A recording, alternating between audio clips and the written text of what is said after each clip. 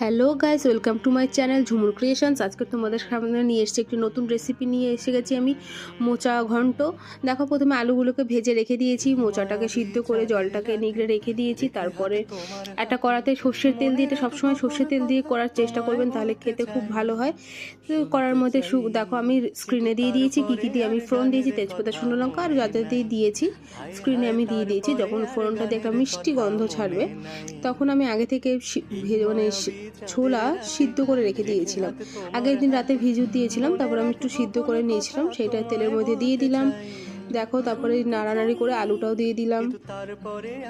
এখনও যারা আমার চ্যানেলটা সাবস্ক্রাইব করনি, তারা আমার চ্যানেলটাকে এক্ষুনি গিয়ে সাবস্ক্রাইব করে দাও। তারপরে আস্তে আস্তে নারকেল কোড়া দিয়ে দিলাম। দেখো, নারকেল বাটাও তোমরা দিতে পারো, আমি একটু আলসে তো এর জন্য নারকেল কোড়াই দিয়ে দিয়েছি, তোমরা তোমাদের মতো করে দিয়ে নেবে।